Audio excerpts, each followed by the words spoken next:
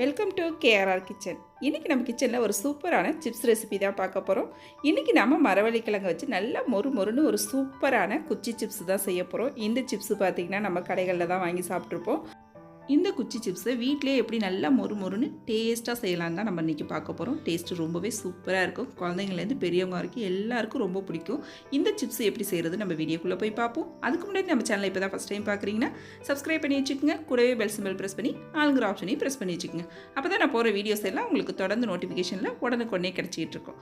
இப்போ வாங்க இந்த சிப்ஸ் எப்படி செய்கிறதுன்னு பார்த்துடலாம்.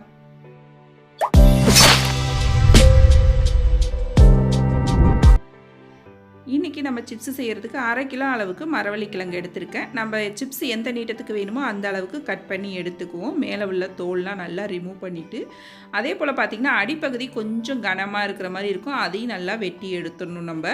இப்போ நம்ம குச்சி சிப்ஸ் எந்த நீளத்துக்கு வேணுமோ அந்த நீளத்துக்கு கிழங்க கட் பண்ணி எடுத்துக்குவோம். நல்லா இது போல் மேலே உள்ள தோல்லாம் எடுத்துட்டு நல்லா ஒரு 2-3 தடவை கழுவிடுங்க. மண் அதிகமாக இருக்கும்.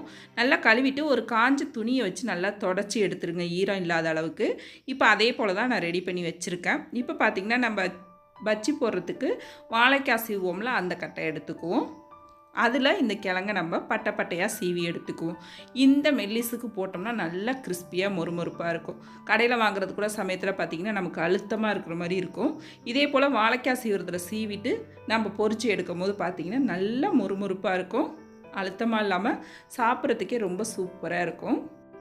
இப்போ பாருங்கள், எல்லாத்தையும் நல்லா சீவி எடுத்துட்டேன். நம்ம பஜ்ஜி போடுறதுக்கு வாழைக்காய் எப்படி சீவுவோமோ அதே போல் சீவி எடுத்துட்டேன். இப்போ இதில் ஒரு 4-5 சேர்த்து எடுத்துக்குங்க. இது போல் நல்லா ஒரு 4-5 பீஸ் எடுத்து நல்லா அடுக்கி வச்சுக்குங்க. அடுக்கி வச்சுட்டு இப்போ நீளமாக நம்ம கத்தியை வச்சு கட் பண்ணி எடுத்துக்குவோம். நல்லா மெல்லிஸாக இதே போல் கட் பண்ணி எடுத்துக்குவோம்.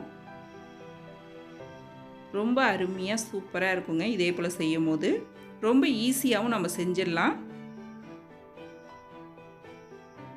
இப்போ பாருங்கள் எந்த அளவுக்கு நல்லா மெல்லிஸாக கட் பண்ணி எடுத்துருக்கேன்னு.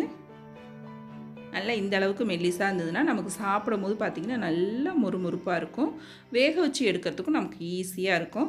இப்போ இதே போல் மீதம் இருக்கிறது எல்லாத்தையும் நான் கட் பண்ணி எடுத்துருக்கேன். பாருங்கள் எந்த அளவுக்கு சூப்பராக ரெடியாகி வந்திருக்குன்னு. இப்போ இதை நம்ம எண்ணெயில் பொரித்து எடுத்துக்குவோம்.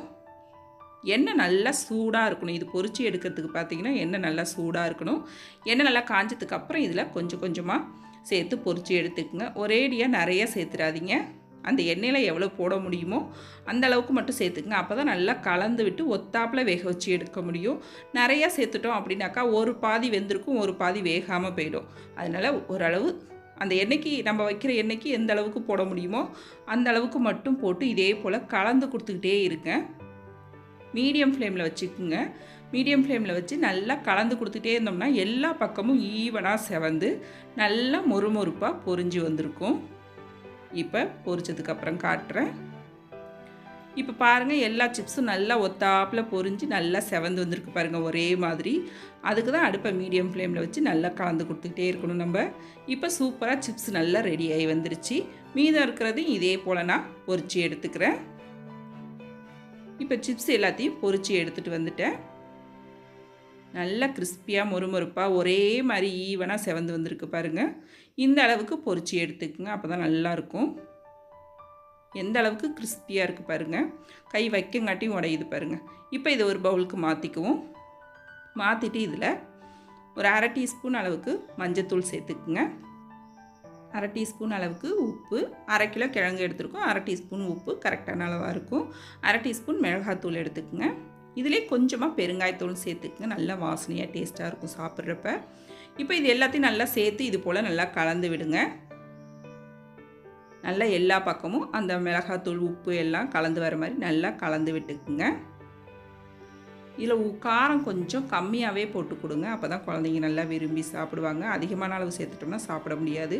இதே இது வந்து நம்ம சாப்பாட்டுக்கு சைடிஷாக வச்சு சாப்பிட்றோன்னா கொஞ்சம் இன்னும் கூட சேர்த்துக்கலாம் நம்ம மிளகாத்தூள். டேஸ்ட்டு சூப்பராக இருக்கும்.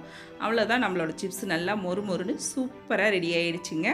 ரொம்ப ஈஸியாக நம்ம வீட்டிலேயே செஞ்சு கொடுத்துடலாம். கடையில் வாங்கணுன்ற அவசியம் இல்லை. நீங்களும் இந்த சிப்ஸை செஞ்சு பாருங்கள். செஞ்சு பார்த்துட்டு எப்படி இருக்குன்னு எனக்கு கமெண்ட் பண்ணுங்கள். என்னோட இந்த ரெசிபி பிடிச்சிருந்ததுன்னா லைக் பண்ணுங்கள், ஷேர் பண்ணுங்கள். மறக்காமல் நம்ம கேஆர்ஆர் கிச்சனை சப்ஸ்கிரைப் பண்ணி வச்சுக்கோங்க. நாளைக்கு வேறொரு ரெசிபியோடு சந்திப்போம். தேங்க்ஸ் ஃபார் வாட்சிங்.